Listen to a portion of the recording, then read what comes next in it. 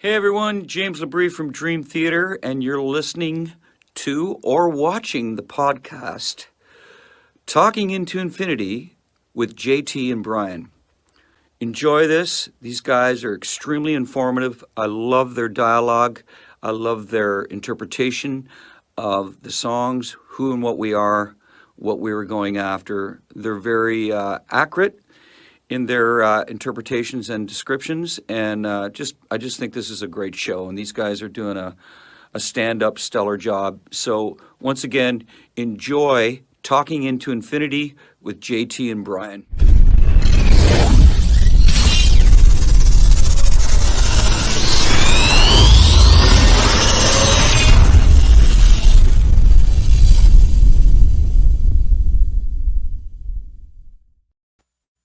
What's up, guys? Welcome to another episode of Talking into Infinity, a Dream Theater podcast. I am your host, John. We are live on YouTube, Facebook, talkingintoinfinity.com, and the cmsnetwork.com. We are here every other Thursday live on those four locations, or at those four locations if you prefer proper English, at 7:30 p.m. Eastern Standard Time. If you would like to catch video replays of the show, just go to our YouTube channel, or better yet, check out Heavy Metal Television. All of our episodes are there on demand. And if you'd like to download the audio version of the podcast, just Google Talking into Infinity podcast, and we will be pretty much anywhere you find your shows. So before we get into tonight's topic, which I am going to get crucified for more than likely, quick show note tonight. Brian will not be with us tonight. I do have a special guest host who I will be bringing on in just a minute here. Brian said that it is okay to let everybody know. Unfortunately, he did lose his father suddenly a week ago, about a week and a half ago. So he will not be able to make it tonight. He's taking care of some family business, as you would expect. So real quick personal message to Brian. He'll be checking out the show later. But I love you, man. And I am so very sorry for what you're going through. And, it's always so cliche to say, if you need anything, call me. But we've talked a little bit. But, my phone is always on, bro. And I love you. And take all the time you need. And I miss you. And I hope you and the family are doing as well as can be expected. So much love to you, brother. So that having been said, let me bring on my esteemed co-host for the night, a special guest host. You guys know him and love him from the comments section. He's been a guest host a few times before, all the way from Australia, Mr. Cale McLeish. What's going on, man? Good evening, good morning, good whatever it is for you, wherever you're watching. How are you, man? I am doing very well, man. I'm ready to probably get my ass kicked tonight. This is going to be an interesting one for sure. As soon as I drew up the numbers for what albums were going against each other, I was like, oh, this is not going to go well for me.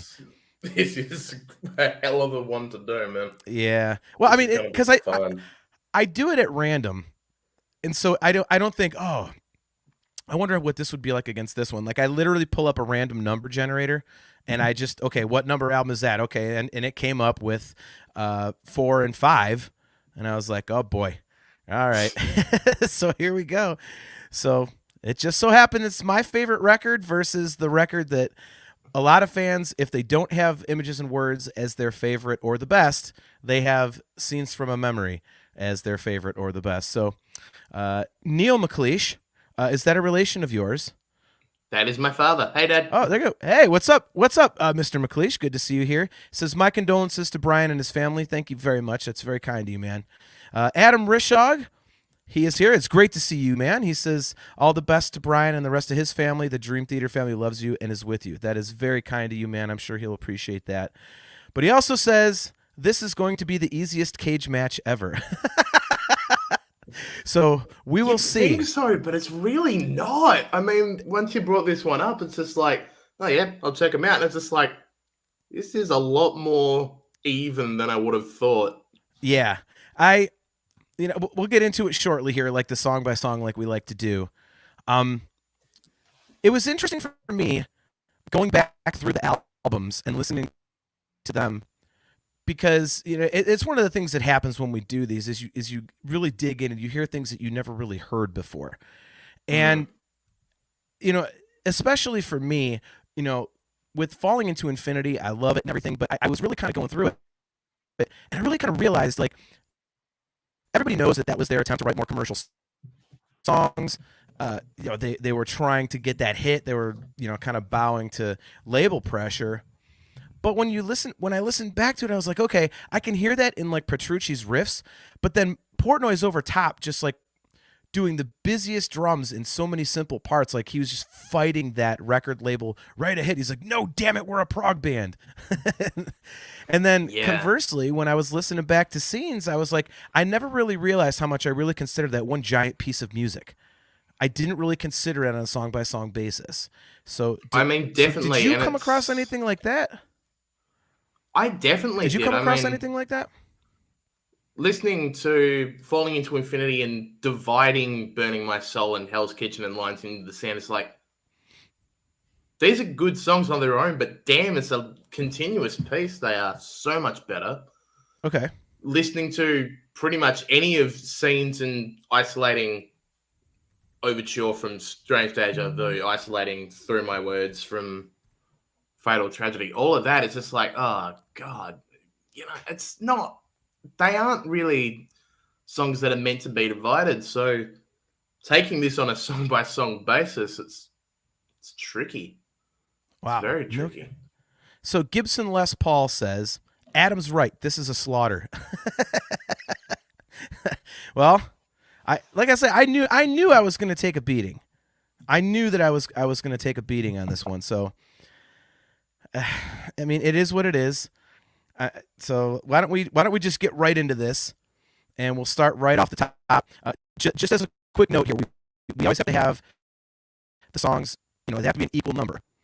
So it's 11 versus 11. So what we did to even things up is we combined Regression and Overture 1928 into one song. So we're gonna do that, and we're gonna start right from the top. And we have New Millennium versus Regression, Overture 1928. I will let you start. What do you have as the winning track? I actually had New Millennium as the winning track, even over Overture 1928. Okay. Putting Regression and Overture together, I mean, Overture on its own is a great song, but Overture into Strange Deja Vu is what would have given it over the New Millennium. New Millennium's just a hell of a jam. I love that track. It's got so much opener potential. I don't know where I ranked that back in the album openers episode that you guys did, but it's so good. It's so, hey, here we are. This is the new album. Check it out.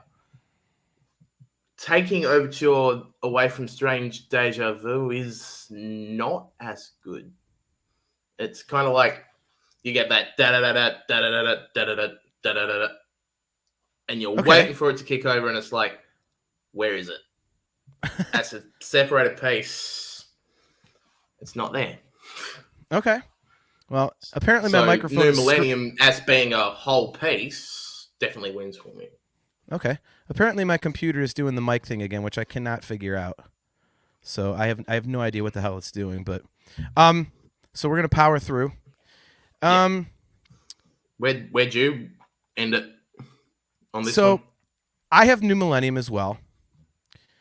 And, for me, New Millennium always has this killer groove. And it's like you said, it's a great album opener. I love it personally. It's not as progressive as a lot of their other stuff, but it moves. It just keeps moving and moving and moving. Like it just jams. So I really, really like that. And again, this was the first example. If you really listen to it, like there's some pretty just straight ahead riffage going on, and Portnoy's getting busy with it to kind of keep it in that Dream Theater mold, which is really cool. And I like the vocal. I got this feeling, tide is turning now, baby. Like that's cool. And honestly, it's a pair of intro tracks against an actual song, if that makes any sense. Yeah. So for that reason, I had to go with New Millennium. Definitely. So I was surprised. I was kind of surprised. I really thought that like you would go with Overture 1928. I thought I'd go with Overture 1928, but Regression isn't a track I've ever particularly gravitated towards. And then 1928 without Deja Vu feels off, feels strange. Okay. All right, let's So move on to the second track. Where I'm at with that one. All right. So the second track, we have You Not Me versus Strange Deja Vu. And I am going to go with Strange Deja Vu for this one. Yep. So the one thing I would say as kind of a caveat to this is You Not Me was written by Petrucci with Desmond Child. And I would love to hear the version that was done with Desmond Child, because I guess the reason they couldn't use it was because the chorus was too high for James to sing. So I would be really interested to hear like what that actually sounded like, to see if that would like change the song up at all. But again, it's, You Not Me has got a big fat groove. The whole record's got big fat grooves to me. And as much as I like it, Strange Deja Vu just stands out so much more. I mean, it's to me that's the true intro to the record, and that song also has a good groove, but it gets progressive in parts. It's just a great intro to what's coming later. So it stands out more to me. So that's I picked Strange Deja Vu. Where do you fall? I picked Strange Deja Vu as well. You Not Me's kind of off with the Desmond Child rewrite, because what we've got on Falling Into Infinity is what Desmond brought into it. It's You or Me that was the original Dream Theater version, and I think I would have actually taken that over Strange Deja Vu if it was left alone, because I love that demo of it. It's a solid rocker. Okay. But listening to directly what's on the albums, not taking into account the Falling Into Infinity demos version, not taking into account any of that, Strange Deja Vu has such a killer opening lyric with the subconscious strange sensation. It's just like, ooh, Yep. All right, James is there. Here we go. Strap in. And then when you get to the middle with the it's just like, damn, that's a catchy riff. Right. I mean, there's so much going for that track. It's just like, here we go. I'm in for this. Where's the rest of this album going to take me? Because if this is a snapshot, I'm liking what I'm saying. Play me out. Yep, I completely agree. That's my whole feeling. It's such a strong album opener, and sets the table for what you're going to get going forward. So, Adam Rishog, he says, I have to choose New Millennium. So he was with us. So that was a pretty much a landslide victory for New Millennium. Joe Gebhardt says Overture 1928 was actually the first Dream Theater I ever heard. It holds that first listen spot on my list. He'll go with that. So we finally got a vote for that. And Adam Rishog is chiming in on our track too. This one is easy. Remember a few weeks ago when you were mentioning the 10 worst songs? You Not Me would definitely be on that list. Yeah, well, I'm definitely going to go against you on that one, but I would not agree with you there. But again, Not Me versus Or Me. I think I'd agree with him. Okay, all right. So let's move on to track number 3. So we have Peruvian Skies versus Through My Words. What do you got? Is it really a question? We've got a fragment of the Fatal Tragedy intro versus an actual song. Peruvian Skies. Obviously. For all the reasons that we took New Millennium over to 1928. It's an actual song. You get the full story. I like the lyric. I love the Metallica meets Pink Floyd groove that we have all throughout it. I think it's a great song. I think it's one of my favorites on all of Falling Into Infinity. Through my words. Yeah, it's in my notes. It's kind of unfair. Since Through My Words is so short, but it is what it is. Yeah. You know, I definitely agree with you on Peruvian Skies. You know, it's got the separate halves. You know, it's mellow, and then also it builds to this like total like Enter Sandman and as kind of, you know, it's Damn. it's just great. And you know, there's that build up near the end over that single note run. And you know, it's building and building and building, and all of a sudden, it's like you could just like picture Mike Portnoy standing up, just going, you know, real simple part. So that just rocks. And I will say, I wondered why. You know, I mean, Through My Words is a beautiful melody. I've always wondered why they didn't pair it with Fatal Tragedy. They've It never seems like they should go played. together. They've never played one without the other. It feels like it is the same song. I mean, Yeah. I mean, that was really weird to me. and hearing them in So, isolation again, it's like da da da da. Okay, hit the rest of it. No, okay. Okay, Gibson Les Paul says, you know, Scenes from a Memory is a tough album for this game because of all those short pieces of music that connect songs. Yeah, Well, straight up. but see, here's the thing, Gibson. There's only 12 cuts on the record, though. So it's not like The Astonishing, where it's, you know, like 37 or whatever the hell, however many there are. Like, this is literally only 12 songs. I mean, it seems like there's more of those interlude type of things, but there's not. And I think that's because you've got songs like this that are so short, and then you get into stuff like Home that's, you know, almost 12 minutes long. So you got a couple really long ones, and then you've got a couple really short ones. So I think it's kind of, you know, yeah, but when we're numbers-wise, saying it short balances ones, out, we've got 40 seconds of one of them, don't we? Yeah. I mean, how long is Through My Words? It literally is a detached intro. They're like a minute. So I mean, there's that. But you know, like I say, unfortunately for the cage matches, it's got to go song by song, and we even out the number. So this is just the way the chips fell, man. This is just the way the chips fell. So Yeah. I still don't know how the hell we're gonna do The Astonishing. I might, you know, side note, I might leave that one out of the cage matches because, like, how do you do that? I mean, you're gonna have there's be so I many don't combinations. think you can fairly match it up with anything. No, I don't. Unless you like, I really don't. cut a particular number of scenes to try and fit with something else. But even then, it's, I don't know. Yeah. All right. Moving on to track 4. We have Hollow Years versus Fatal Tragedy. I have Hollow Years coming out on top. And this was a difficult one, but Hollow Years is one of my all-time favorites, and it's one of those ones that it's just incredible on the record, and every time, you know, they do it live, I've seen it a few times, it just comes off even better.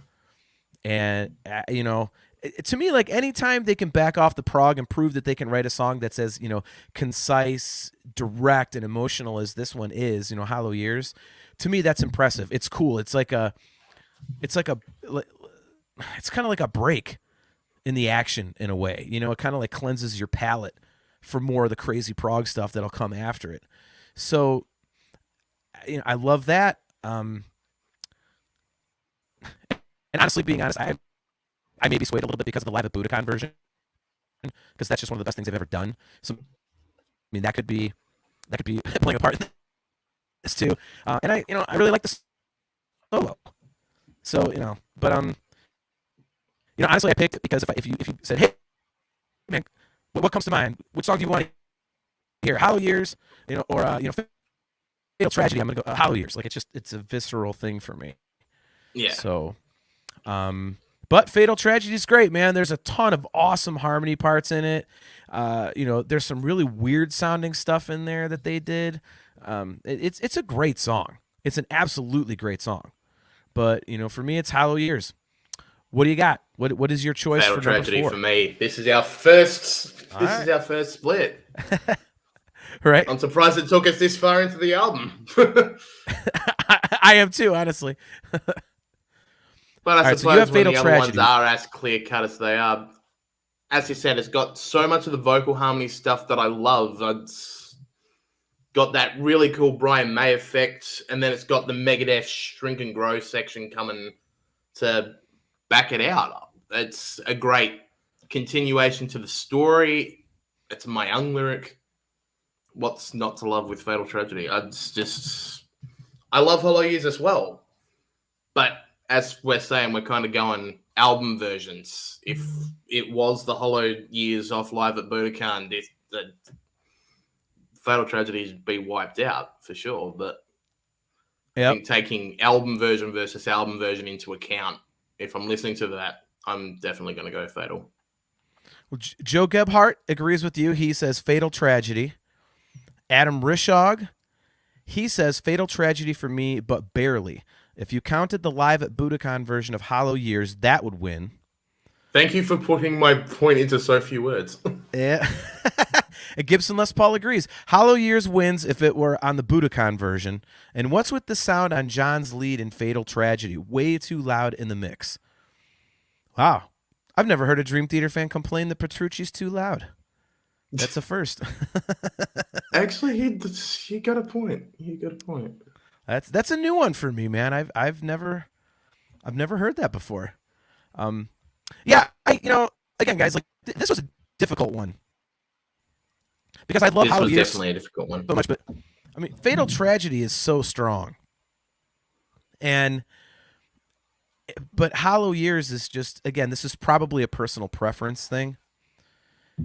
And again, I wonder if I was swayed a little bit on this, not only because, Falling Into Infinity is a favorite of mine, but because I'm so used to considering scenes as an entire record. So it's weird for me to break it down into pieces. So maybe I shouldn't have done this one. I should have picked a different record.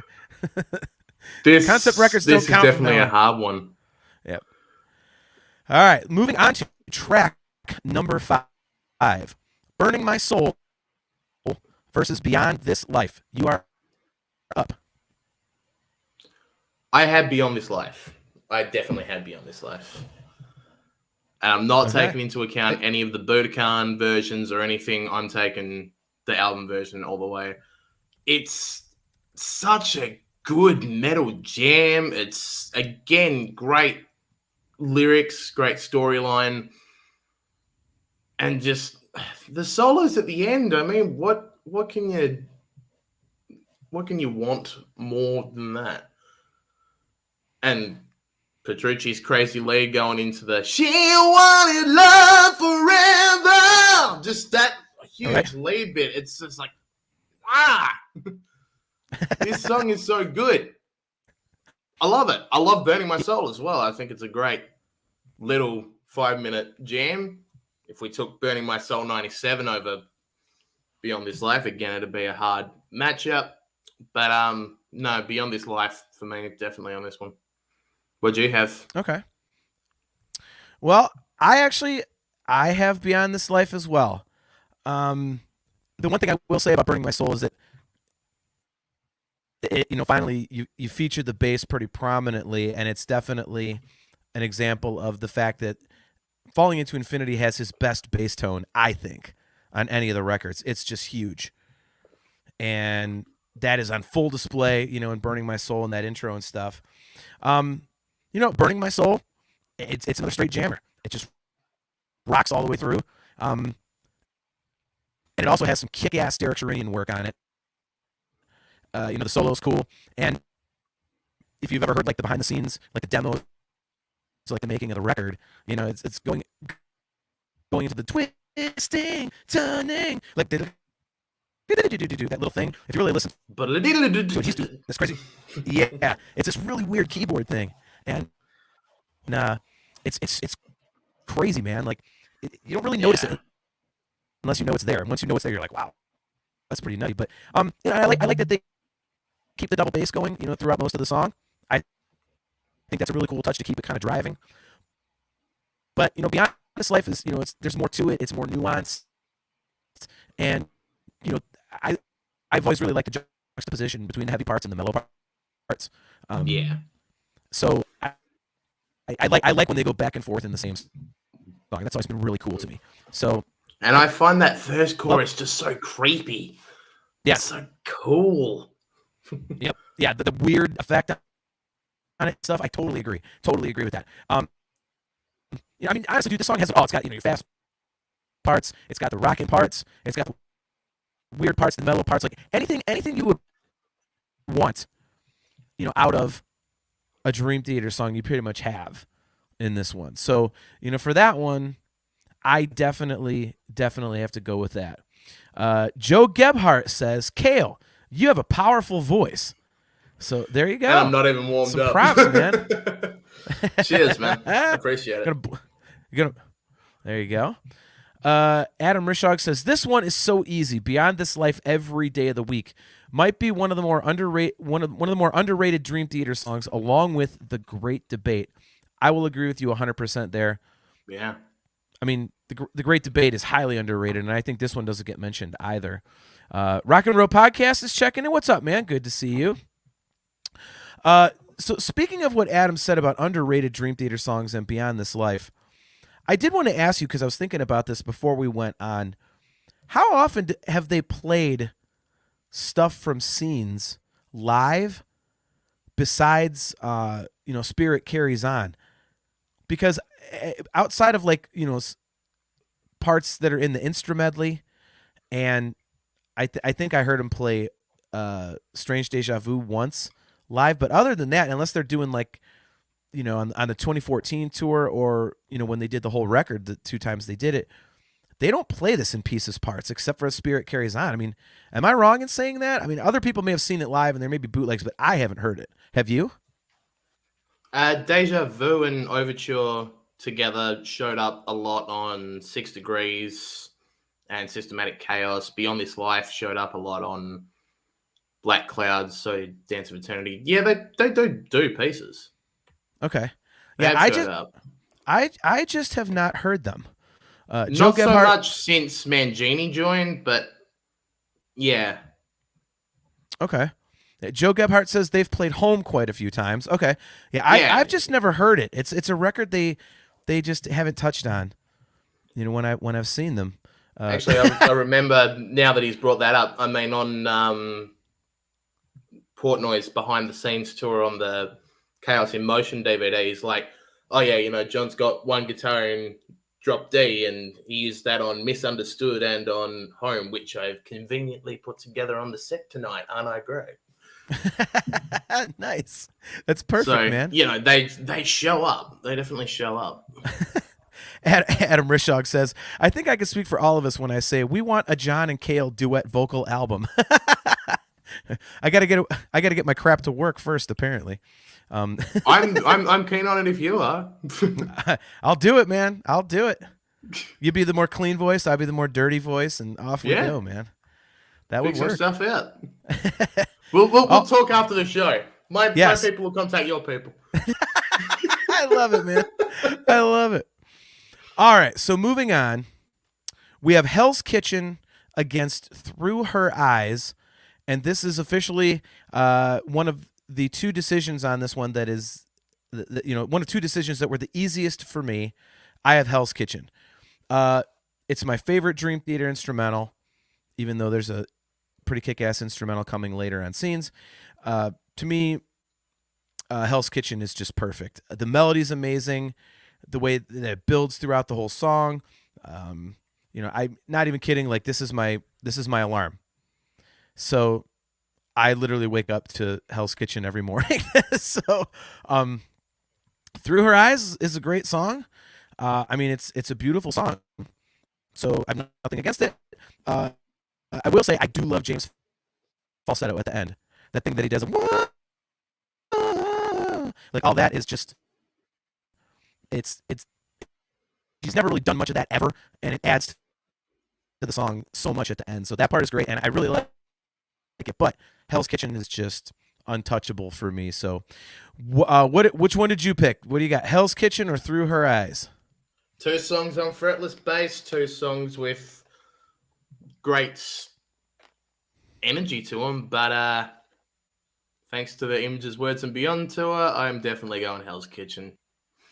It's just... All right. Again, talking about Burning My Soul 97, I think this is one of the greatest changes made in the production process of Falling Into Infinity, because all that guitar solo bit was a guitar solo for Burning My Soul. It used to go into the keyboard solo in Burning My Soul straight off that bit. But the climax of this thing, I mean, just that, it's like, oh, that's good. Yeah. And you know what? We're talking Dream Theater here. I like it. I like Hell's Kitchen more because it's the full band. There's no Portnoy on Through Our Eyes. It's a drum machine. Oh, all right. I'm not talking it's Mike Mangini. I'm talking there is an actual drum machine. Okay. All right. It's Well, like that makes one sense. of two they've ever done. The other one being Speak to Me. Okay. And God, Speak to Me. Now you're pulling out. I just think Hell's Kitchen is a wonderful instrumental. I think Petrucci is at his best on. I think it actually is one of the best Petrucci solo bits on Hell's Kitchen. He's got such a mastery of it on this. It's hard to pass up. It's very hard to pass up. I completely agree, man. Joe Gebhardt says we should talk about our album over a gorilla fart. I think even if Cale did drink alcohol, he wouldn't drink a gorilla fart. I think I'm the only one dumb enough to do that. So I would. Good. You do know I don't drink. Oh, yeah. Yeah. You know, speaking of gorilla farts, we are going to do another fan hangout coming up here in the next few months. And when we do that, I challenge other people to get on camera and do a gorilla fart. I think I can get up to 10 people on here. So if up to 10 people want to get on, and we'll do like a community gorilla fart just to see how many people have the balls to throw one of those back. That is going to be so much fun to watch. Oh my gosh. All right, Adam, we're finally on the same page. Adam Rishog says Hell's Kitchen for me too. Also my favorite instrumental, John. This one we can agree on. All right, so we finally got on the same page with that. Okay. Joe Gebhardt, he agrees with us as well. Although Through Her Eyes is beautiful, Hell's Kitchen wins. All right, so that was a pretty easy one right there. So we're going from one of the easiest choices to the one that I still can't make up my mind on. This is the number one. I can't pick here. It's I hate this bit. So you can go first. You're gonna defer. You're gonna defer the kickoff to me. Okay. We have Lines in the Sand versus Home, and I chose Home. On Lines in the Sand, there's some killer Sharinian stuff. That's one thing I didn't say from the outset though. I mean, Falling Into Infinity is total. It's obviously the one full Sharinian record. Obviously, he played on, on A Change of Seasons, but I think his keyboard playing and his writing with Dream Theater is so underrated, and Lines in the Sand is a perfect example of that. It's such a great song, and like his keyboards are so prominent. And when they're jamming live, and then they just all of a sudden like stop, and then they just hold it out, even just the sound, that kind of rumbling like sound, what's coming. You don't have to hit a note. It's that recognizable. So the Doug Pinnick cameos, kick ass. And after the mellow solo, I like the cymbal stuff. Portnoy's doing the double time hi hat and all that kind of busy stuff with like the stacks and everything, and I love that. But my notes say, dude, it's Home. That song kicks ass. I mean, the vocals are so catchy in so many spots. The big build to get to the end is awesome. This is another one of those songs that I don't think I would ever complain about if they played Home every time I saw them. I'd be like, okay, I just think it's great. I think it's absolutely great. And now that I've given you time, a few extra minutes to make up your mind, what do you got? Home or Lines in the Sand? I honestly can't pick. They are such different entities here that it's impossible to take one over the other. It really is. You know the cage match rule. There are no ties. I think there has to be. I don't think you can take one over the other. Oh, no. I No. don't know what Brian would pick. I'm kind of wanting to pick Lines in the Sand just on the fact that I love that guitar solo, but then that outro to Home is perfect. I love Jordan's use of the sitar and the tabla under it, but I don't know. I think Lines in the Sand might just edge it out. Just so minusculely. I am such a Home fan. I got to see Portnoy do it on Shattered Fortress, and as James says, this is the metal song. But I don't know. It's... I think Lines because I want to see it over Home that I have seen a live performance of. Just for... I'm curious to see if they do it. I'm hoping, now that they've done Burning My Soul and Hell's Kitchen with Mangini, that this might be coming up somewhere on A View from the Top of the World. I would love it if they dug this one out. Well, you know me. If they pull out anything from Falling Into Infinity, I'd be like, yes. So, all right. So you are on board with Lines in the Sand. Okay. Gibson Les Paul says, you can pull my Dream Theater card now if you want because I don't like Home. Lines in the Sand wins. Wow. There's another thing I've never heard a Dream Theater fan say. Gibson's on the hot take train tonight. Yeah, that's crazy. All right. Here we go. Adam Rishog and Joe Gebhardt both agree with me. They're going with Home. So there we go. You are in the minority on this one.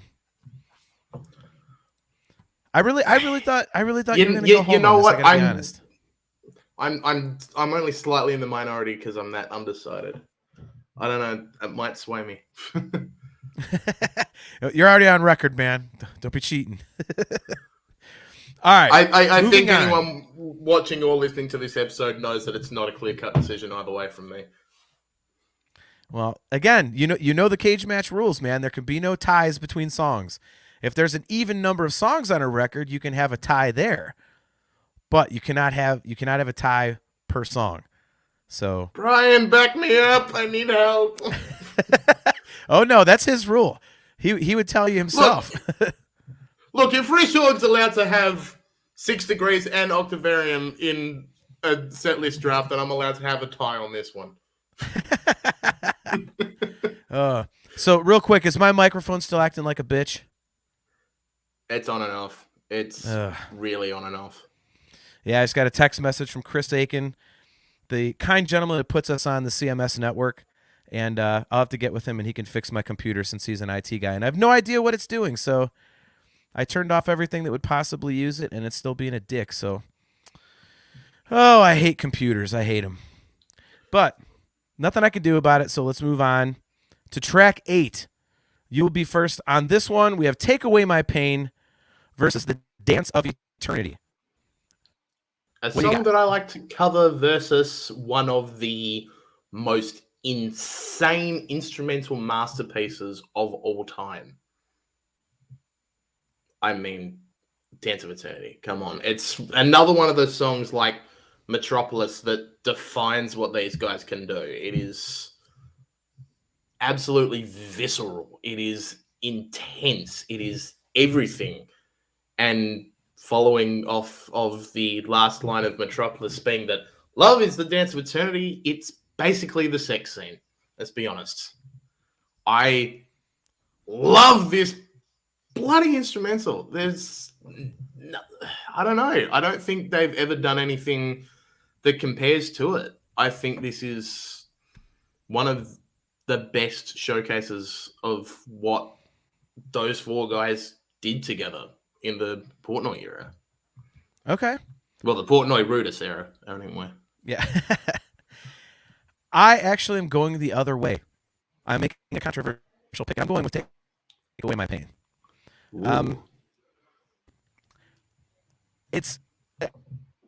I love the barroom part in the middle of the Dance of Eternity. Getting some super speed. My Young soloing never sucks. You're right. I mean, it's absolutely flawless in terms of an instrumental. I totally love it. But the reason I picked Take Away My Pain is because I remember it more quickly. They're both incredible, but I think, Take Away My Pain comes into my head quicker if you mention both song titles, I'll hear Take Away My Pain more quickly than I would The Dance of Eternity. The middle section, to me, is one of the best things they've ever done, because the rest of the song is plaintive and thoughtful and kind of major key, and it's nice. But then the middle section is where it drops down and the true emotion of what's going on. It's almost like the verse is Petrucci's telling a story, but then that middle part is actually before the bridge and the solo. That's what he's actually feeling, the pain and the hurt and the darkness. And I love that. I totally love that. So, man, I love The Dance of Eternity, but Take Away My Pain is always kind of I hate to use the term, but hit me in the feels. Yeah. So, fair enough. Fair enough. Yeah. So for me, Take Away My Pain. And I know I'm getting killed for that.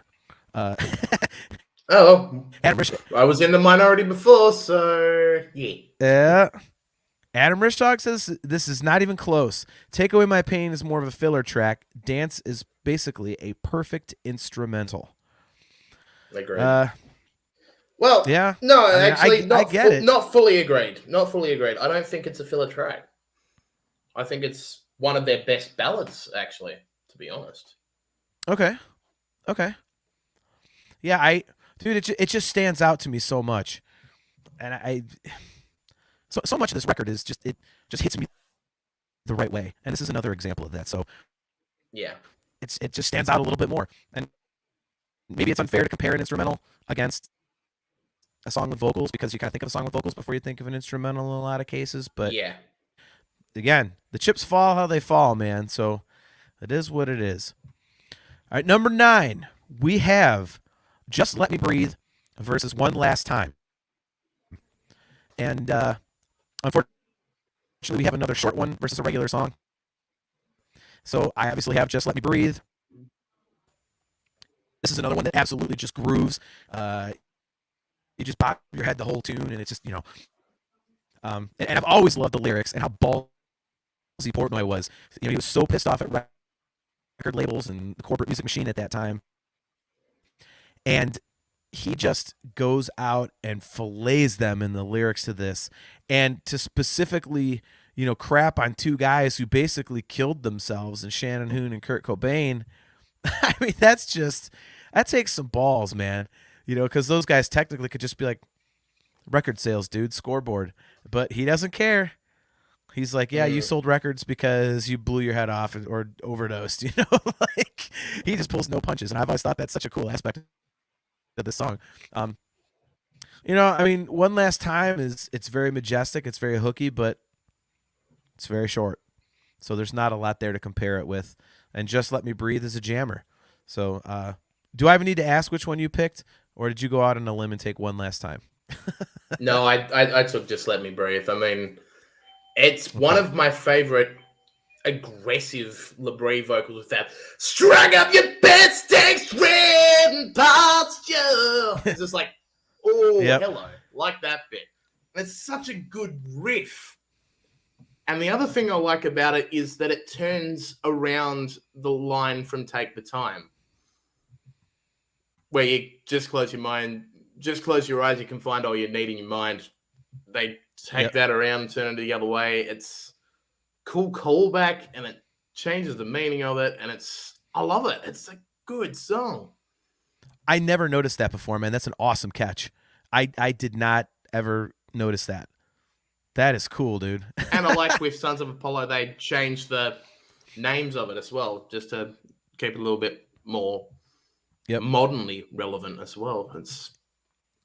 I wonder, are we allowed to do an episode about Sons of Apollo? Are we gonna? Yeah, no. Anybody? I reckon you could. Brian and I are huge fans. I mean, we've already had Dream Theater side projects, so yeah. But I mean, this isn't a side project, really. I mean, it's an actual thing. Yeah. But I mean, I guess it shouldn't be a surprise that I'd be a fan of Sons of Apollo, considering it's Derek Sherinian and Mike Portnoy who wrote, 2/3 of the writing duo on my favorite Dream Theater record. So Yeah. go figure. I would like the band they're in together that sounds like Dream Theater. Right. Man, Gibson Les Paul, what the hell are you doing tonight, man? Gibson Les Paul says, "One Last Time is great and a perfect intro to Spirit. One Last Time wins." Dude, you are on drugs. It's like 1 minute and 10 seconds long. He's just trolling now. Gibson's just trolling. I will say I like it as an outro to Dance and as intro to Spirit, but at the same time, a lot of it feels filler to me. Like the lyrics, until it brings back the Strange Deja Vu reprise, don't add anything new. Yeah. Oh, JG3. What's up, man? How's it going, dude? I haven't seen you in a bit. Good to see you. Thanks for checking out the show. Sarcasmo Assholio, could you fix that background? Are you talking about the show background or my personal background, dude? Because Or my background. Oh no, he's talking about mine. He is not a Falling Into Infinity fan. I have a strange feeling his scorecard would be 11-0 in favor of Scenes. I got to be honest though, I really have to hand it to Scenes for being the first album to use one of these. Oh, the Majesty? Well, the start of the prototypes to the Majesty, at least. What finish is that? Since you can't really see, is it? This is the Mystic Dream. So is that the translucent one that's like blue, purple, green? Oh, that's awesome. Camo paint. You know why would anybody get any other color but that? That's such a great color, man. Oh, all right. Hard to finger pick, but yeah. So we have the last two. We have Anna Lee versus The Spirit Carries On. What do you got? One of them, once again, defines the band for sure. So you kind of have to take Spirit, I think. Anna Lee is a great song. If you love Elton John, it's an awesome song. If you love Derek's songwriting, it's a really good song. It's a good song. It's not The Spirit Carries On, though. I think The Spirit Carries On resonates in the hearts of pretty much every Dream Theater fan ever. Look at Luna Park with Crying Girl. Have a look at Wacken and see a bunch of metalheads standing at one of the biggest metal festivals of all time bawling because they're playing Spirit Carries On. Look at you bringing up the Wacken Festival. Good reference. I've been on a bit of a Mangini kick recently. I'm just finished Distant Memories, listening to all the albums again and watching. I think I just watched Pistoria Blues Fest as well, which was one of the bootlegs from that 30th anniversary tour. God, that had a good set list, didn't it? Nice. We're on a strange topic here, aren't we? Hey, no, but going down the rabbit hole. Spirit Carries On, and that solo and Portnoy's big ending feel to it. It's like,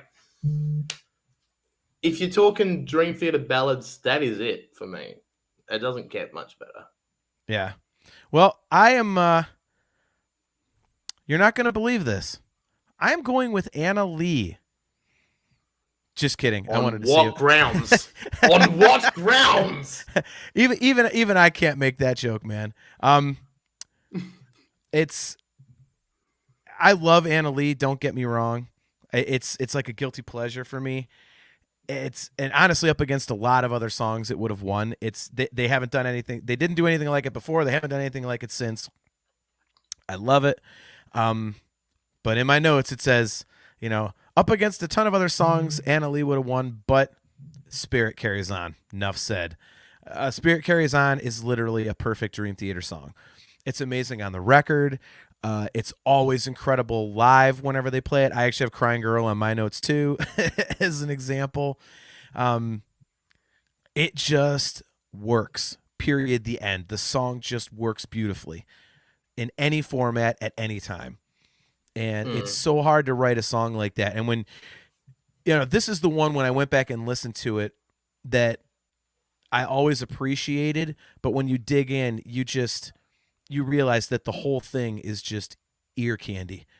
It sounds phenomenal. You're hooked. The melodies are there. The song is just one giant hook. It's a perfect slab of music, man. So that was, as much as I love Anna Lee, that was an easy one. I think Anna Lee is a song that's only ever going to work with Sharinian, to be honest. You think so? I think Jordan would do a little bit too much on keyboards and make it just a little overplayed, which isn't a burn on Jordan, but I think Sharinian's just got the right pocket to make a song like Anna Lee work. That I don't know that Moore would have had, that I don't know that Rudis does have. I love them all, but I think that song is definitive to his style. Okay. I mean, I would agree with you. The only thing I would say is I don't know if Jordan would necessarily overplay. I don't hear him going doom doom like I figure he would be true to the source material. So I don't know if he would overplay it necessarily. I mean in terms of writing something like that. Oh, okay. I think Thought you meant actually if he was going to play it, he'd play it properly. But I think if he was going to write it, there'd be a few extra little fillies here and there. Yeah. I mean, you do have something like Wither. I mean, the piano version of Wither is I mean, that's pretty simple. True. But I mean, I don't know. You could be right. He does prefer a more busy style. Yeah. So that brings us to the final track, and this is one of the two that was easy peasy for me. Sorry, to use that term, but that's what I wrote on my notes. Trial of Tears versus Finally Free. I have two notes: the easy peasy, which is terrible, but I wrote it. My second note. My favorite Dream Theater song against a song I ranked low on the list of closing songs. Tough choice here. Trial of Tears is my all-time favorite Dream Theater song. And Finally Free is cool, but it's a closer. And I think they've done better album closers. And honestly, I don't know that there's a song on Scenes from a Memory that would have beaten out Trial of Tears for me. I just love everything about that song. Well, if it's your favorite song, of course nothing's going to beat it, is it? Look at this. Look at Adam Rishaw. Before we go on, Adam, I hope that you're not talking about Trial of Tears with this comment. John, since listening to this podcast, I've gone back and listened to Falling Into Infinity because of how much you rave about it, but I find myself continuing to skip over the song. Yeah, how do you skip over Trial of Tears? What the hell, Adam? That is Adam. You're jumping into Gibson Les Paul territory. Look, Gibson Les Paul. You're right. It is easy. Finally, Free takes it. You see, Gibson's just trying to piss in my Wheaties. That's all he's doing.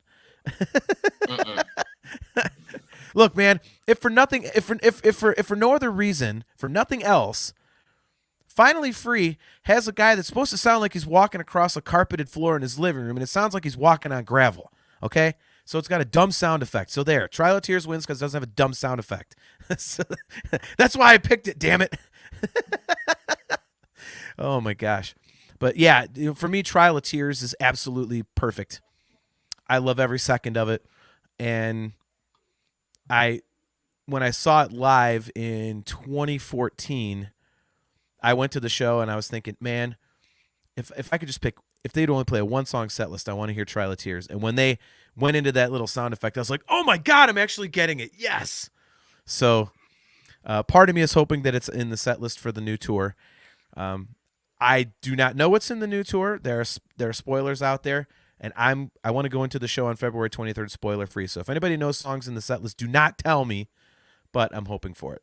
Stay off that social media because I think Jordan's confirmed 2 now. Well, if it's the Alien and A View from the Top of the World, no, those are not surprises. So one is correct, one is not. Wow. But really? The other was probably as obvious as being the Alien. Oh, okay. So all right, I see. Okay. All right, so Trial of Tears versus Finally Free. I have Trial of Tears. Which one do you have? I have Finally Free. You do not. It's... Huh? You do not. Do you really? Yeah. I went back and I looked at album closer episode, and Trail of Tears was my number 4. Finally Free was my number 2. It is a great ending to the story. It's like, okay, here's what he thinks has happened. Here's what actually happened. It's that ending drum solo. If you've seen Portnoy do that once, it's over. I think it's a great wrap up to the story. And if you don't, John, then open your eyes, Drake. Well, I'm not saying it's not a great wrap up. It's just, I mean, think of all the other songs that are better than it as a closer. There's a lot of them. I only took one. I only had one over this one. Well, that's why you're not. That's why you're not a full-time host, because you're wrong too much of the time. I'm just kidding, man. Wow. Yeah, I remember you did say that, and I was like, second best, really? Wow. Now, I don't know. I'd still agree with that now, but I don't know. Finally Free just has something for me. If it wasn't the closing track for a story, if it was just an album full of regular songs, would you still say Finally Free is that high on the list of closers? If we're looking at it as just songs, I think even just... I love that outro vamp on its own. Okay. I think that's great. You're not wrong about the drum part. I mean, that part is amazing. Like, Portnoy does some crazy stuff in there. It's... I gotta love that bit on its own. I think if we were looking at it as just songs, because, to be fair, I'm looking at it as a storyline. I think if you're looking at just... I get one song detached from everything, just in its own void. Yeah, all right, I can give you in that moment that Trail of Tears is probably a lot better as just song. But for me, when you're looking at it in terms of this is the culmination of everything that has been scenes from a memory, it's hard to go past Finally Free. Okay. It really is. I'm going to disagree with you. I think, and maybe it's just because, The Spirit Carries On is just so glorious. Finally Free kind of feels like, why am I drawing a blank? Beneath the Surface, the song that comes, the one that it comes after Breaking All Illusions. I always forget. I get the two that's ballads Beneath the mixed up. Surface. Yeah. It feels like that. I'm like, Breaking All Illusions is like, oh my God, that's such a great closer. And what is this? And it's kind of like Finally Free is kind of a letdown after, it is a letdown after Spirit Carries On. So maybe that's why I look at it that way.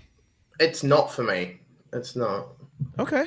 Because it's got great thematic structure with bringing back one last time after they get killed. I think that's a great, all right, we're still here. We get to at least go out together kind of thing. I think bringing back that solo that we heard in Overture 1928 to wrap it up. That's the last bit of John's leads here. Starting with the Spirit Carries On chords and then having that nice dark vamp with the drums solo over it. I don't know. There's a lot there that I enjoy in terms of thematic structure. I think it's a great masterpiece in that on how to reprise things. I'd go as far as saying it definitely elevates it on the Live Scenes from New York version where you get that big finale of the Strange Deja Vu one last time bit. Okay. Well, I got a lot of comments I want to bring up because there's a lot of conversation on this. Adam Rishog did correct me. He was actually talking about Anna Lee. He was not talking about Trial of Tears. So, all right. Then I can forgive you on that ground. Yeah. So Joe Gebhardt, he says Trial of Tears. It's just a fantastic song. Finally Free is intense with the murder scene, but I have to go with Trial of Tears. Adam, he says I love Finally Free so much. Such a great closing track and totally ties the concept together, but Trial of Tears is a masterpiece. Sarcasmo Assholio. Oh, very cool. He says, saw Scenes from a Memory DVD recording at the Beacon in 2000 live. They put me in the VIP balcony. Best show ever. You were there. Wow, he got to see the 4-hour Dream Theater set. That is, wow. Is that considered like the Dream Theater show to have been at? Is that that's almost as much of a god moment as seeing Wayne pull off the fucking Picasso guitar. Right. So JG3, he says this may be a highly controversial opinion, but I am not a huge fan of Finally Free's ending. It's kind of why I don't like A View from the Top of the World's ending. I think it was heavily inspired by Finally Free's ending. Okay. I don't really hear the Finally Free ending in A View from the Top of the World. I hear more Stard's ending in A View from the Top of the World. Okay. I didn't notice a lot of repetitive stuff. I'll have to go back and listen to it again. But I don't think it's controversial either to say that you're not a fan of Finally Free's ending. I mean, it's it's like I said, it's cool, but to me it comes after pretty much a masterpiece of a song, so it's kind of like it's not as good. Yeah. But that's just me. And Adam says, such a good point. If Finally Free was the last track on any other album, I would not consider it as great. JG3 forgot it was a cage match. He says, Trial of Tears is easily the winner over Finally Free for me. I forgot it was a cage match. So no, I'm happy to take the L on this in the court of public opinion, but and I agree with you. I think if it was the closer to any other album, it wouldn't be as good. But I don't know. I don't think any other album would support it being structured like that. Huh. Yeah, I mean, that makes sense, man. That makes sense. I almost wish the Astonishing closer was more like that, with thematic wrap-up. Here's the final go down on exactly what has happened here.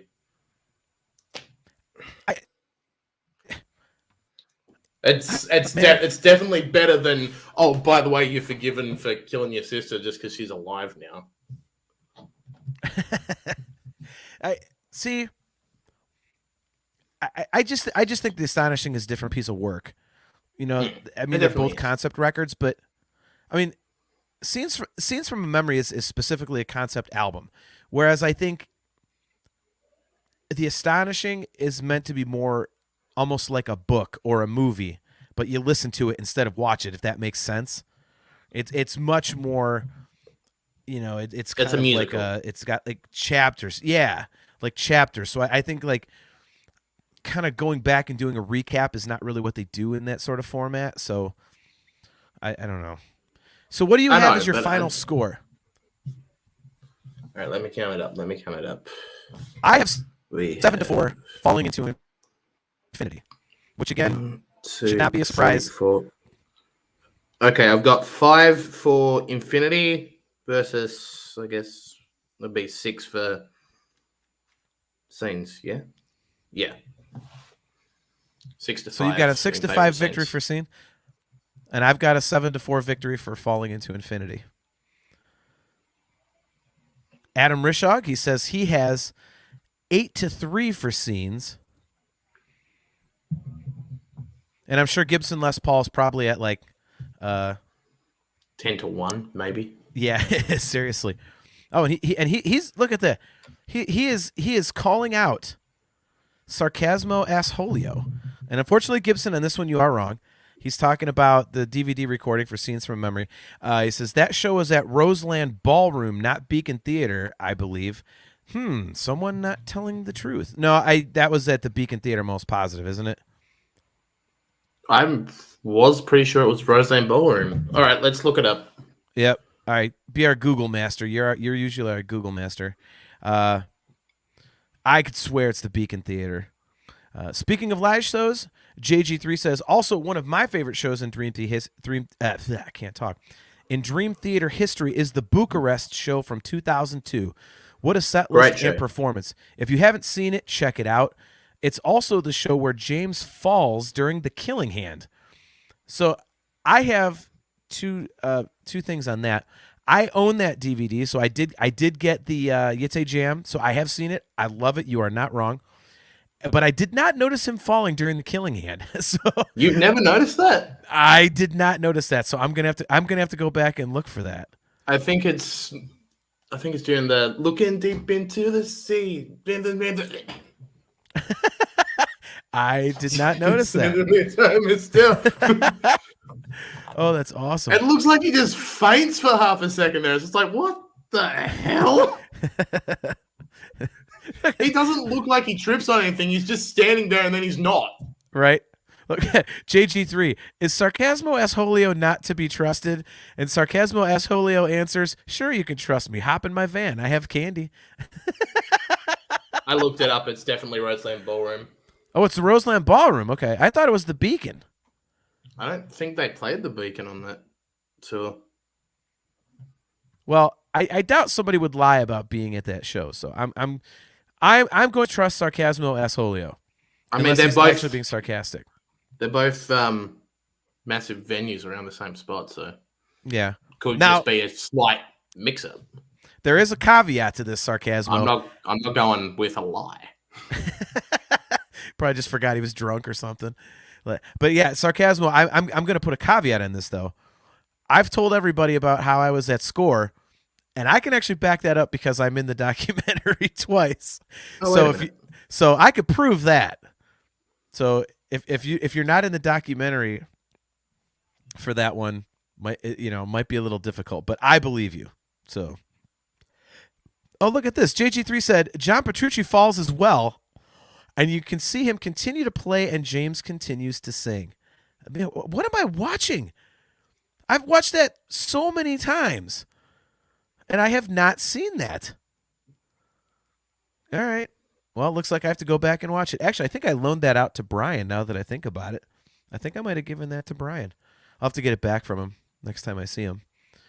Well, KL... No, it's definitely confirming Roseland is the main date for it on Setlist FM as well. So Okay. All right. I'm not seeing Roseland on that tour. Well, I got to say, man, thank you very much for filling in for big. Brian on this one. I really, really appreciate it. Absolutely. Joe Gebhardt says, this has been fun. I got to go. My condolences to Brian and his family. Thank you very much, Joe. That is very kind of you. He says, go Chiefs. We won't get into that. But, hey, you'll probably win. So, yeah, no, I really appreciate you stepping in, man.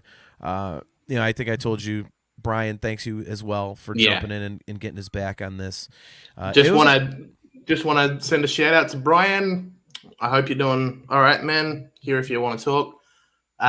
Just before I hop off, though, I just need to tell you that that's not a knife. This is a knife. That's the last time. It's not happening again. That is awesome.